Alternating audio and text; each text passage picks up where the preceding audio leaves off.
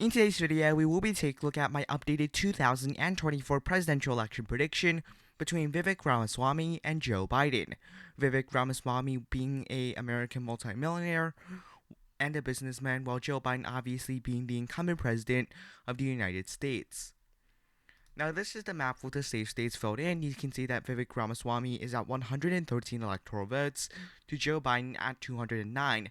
Vivek Ramaswamy is kind of a more Trumpian Republican, while also having many of the traits that Trump has, he just doesn't have. He's a pretty weak candidate compared to most of the other Republicans. So let's start off with Vivek's likely states because he is behind in the electoral vote count. Let's start off with Alaska and South Carolina. Both of these states are, in my opinion, expected to go to Vivek Ramaswamy because both of them went to Donald Trump by double digits in 2020. I think both these states will be about 6 to 7 points in favor of Vivek Ramaswamy, not like 10 to 12 points, but nonetheless, both of these states will go to Vivek nonetheless. And I believe those are the only two likely states Vivek has in his column. Now let's go to Joe Biden. His likely states will probably include the state of Minnesota. This is a state that he did win by 7 points in 2020. He's probably going to win the state by closer to 12 against Vivek Ramaswamy. Now going to the state of Maine, this is a state that Joe Biden won by 9 points. This state has been trending red in the past couple of decades. In 2020, it actually trended blue. But over the past 2 decades, this state has been heavily trending to the Republican Party, especially the 2nd District here in the rural areas. Nonetheless, Vivek Ramaswamy will definitely not be able to do very well in the state of Maine.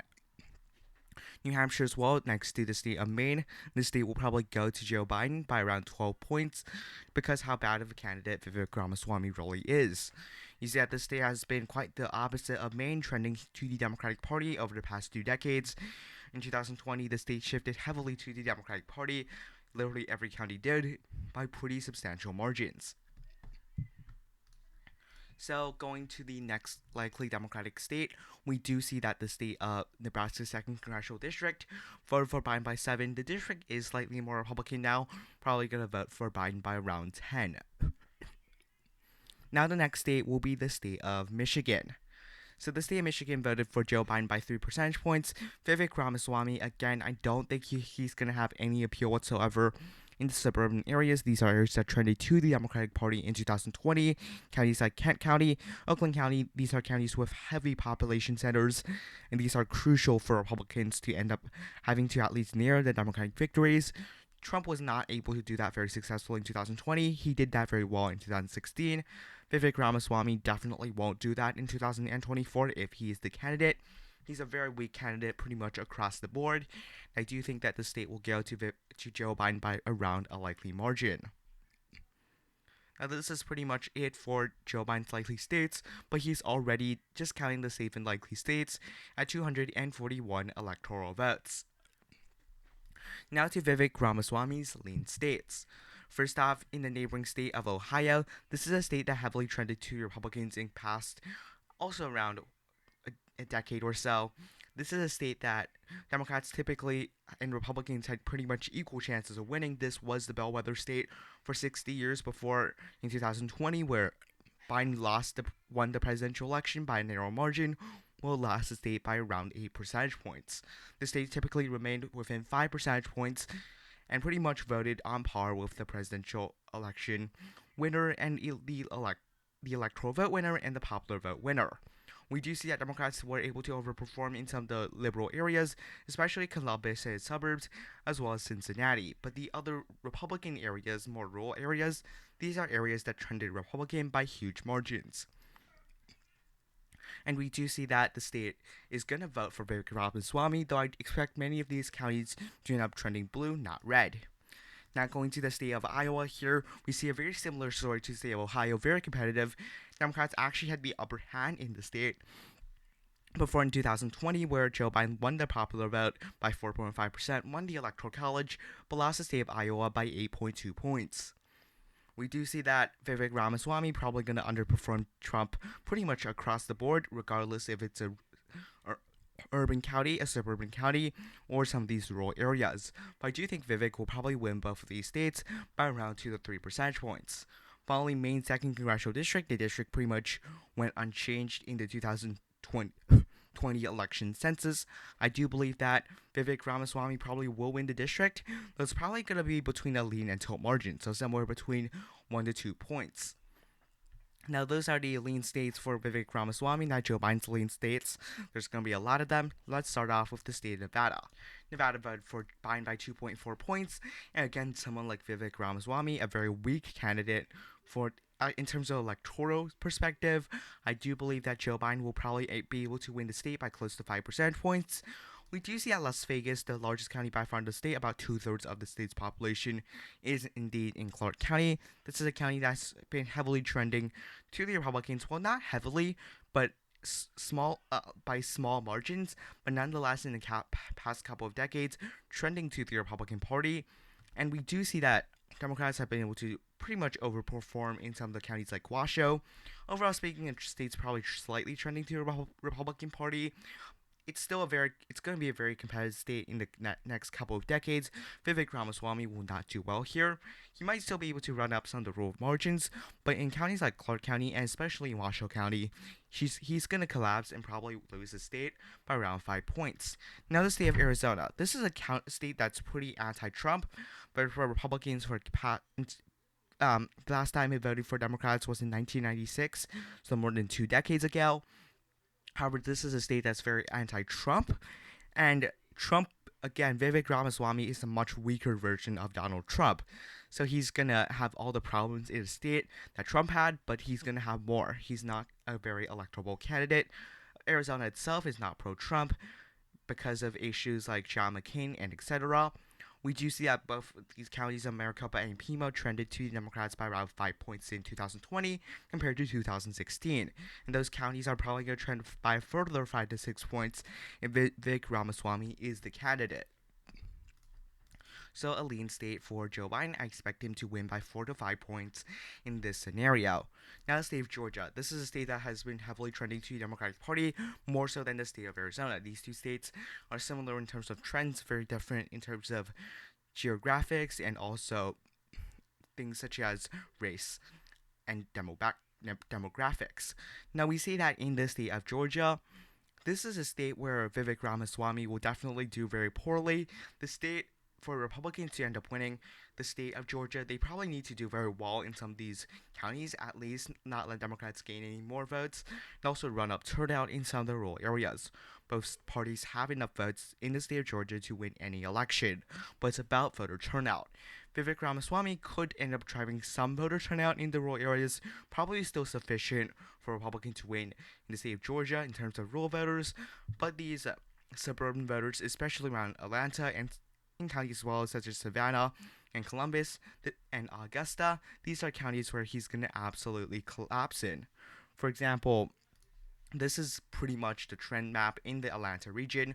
We see that pretty much all the Atlanta suburbs trended heavily towards the Democratic Party with someone like Trump. Again, the state of Georgia is not very pro-Trump, and against Vivek Ramaswamy, Joe Biden's probably going to be able to do very well here. I'm thinking probably around 5 to 6 points. I'm going to keep it in the lean margin just to be safe, but I think this is a state where Vivek Ramaswamy, as well as any Republican, needs to run up the margins in the Atlanta suburbs, and someone like Vivek just won't be able to do that job. Now, Democrats have won the presidency, but they're going to get more electoral votes. Now going to the state of Wisconsin. Wisconsin barely voted for Joe Biden in 2020 by less than 1%, precisely speaking 0.63%.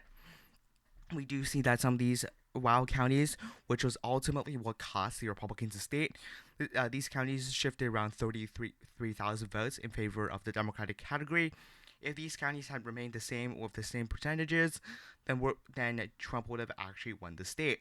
These are areas where Vivek Ramaswamy will do very poorly. These are areas that are more anti-Trump and anti-Trumpian candidates, and Vivek Ramaswamy, as I previously mentioned, is a much weaker version of Donald Trump. He's also not going to be able to do as well in Ron Kind's district, which is over here, has been trending to the Republicans in the last couple of decades. These counties are probably going to revert for the Democratic Party. We're also going to see him just not do well in the two major cities in the state, Milwaukee and Madison. So again, Vivek Ramaswamy probably going to lose the state by 4 to 5 points. Finally, in the state of Pennsylvania, this this is a state that was very close in 2020. We do see that Joe Biden did win the state by 1.2 points against Donald Trump. It's a very close state in terms of some of the margins if it was a Joe Biden versus Donald Trump rematch. However, Vivek Ramaswamy probably still able to run up some of the margins in rural areas, but again, these suburban areas where Trump was not able to do that well in is where Vivek Ramaswamy collapses, especially in the Pittsburgh suburbs and mostly in the Philadelphia region.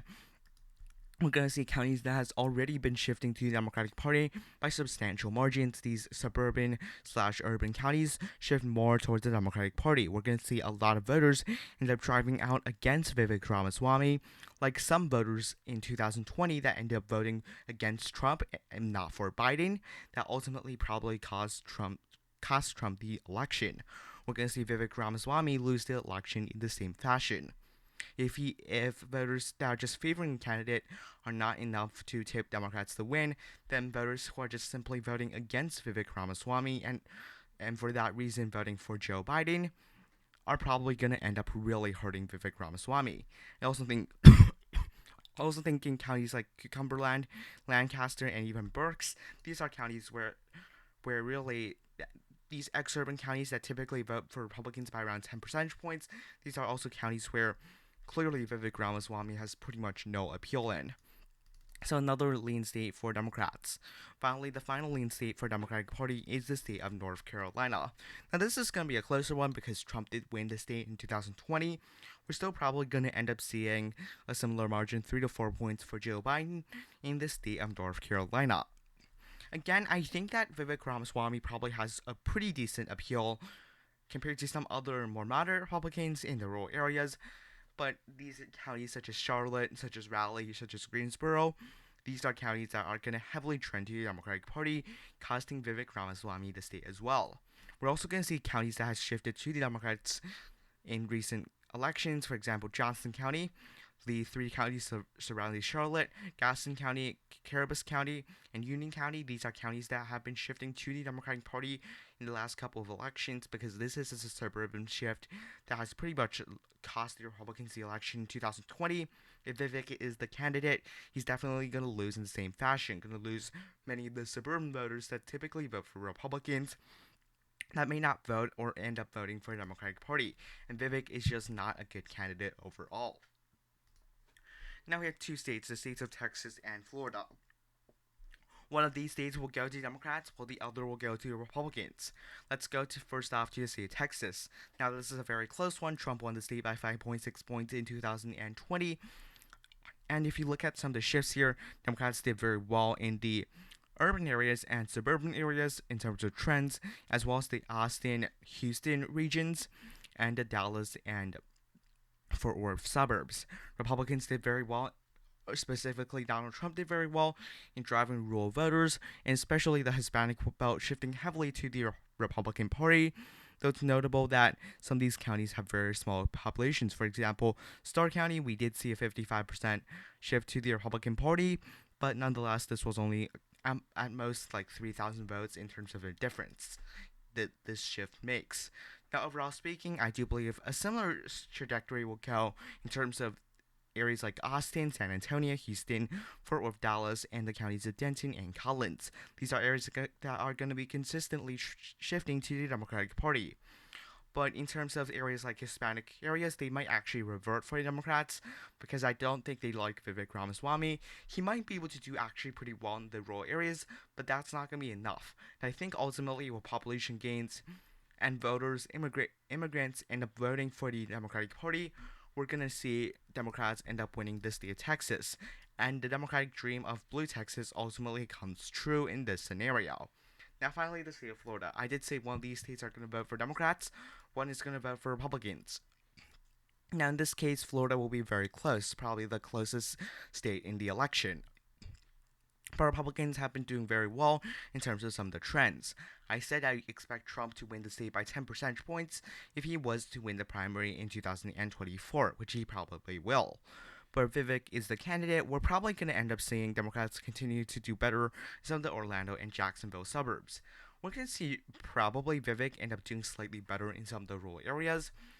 And I think for counties like Miami-Dade, specifically, which trended 22 points to the Republican Party, the largest county in the state of Florida by population. I do believe that this county will ultimately still trend to the Republican Party. Now, I think some of the other rural white counties will end up trending to the Democratic Party by a slight margin, but I think just Democrats end up losing Miami-Dade. So many voters in Miami-Dade. I mean, Hillary Clinton won the county by around 300,000 votes.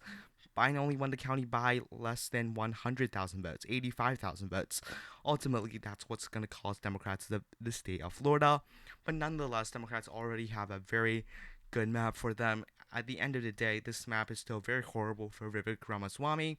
Joe Biden at 359 electoral votes to Vivek Ramaswamy at 179. Thank you for watching. Have a nice day. Goodbye.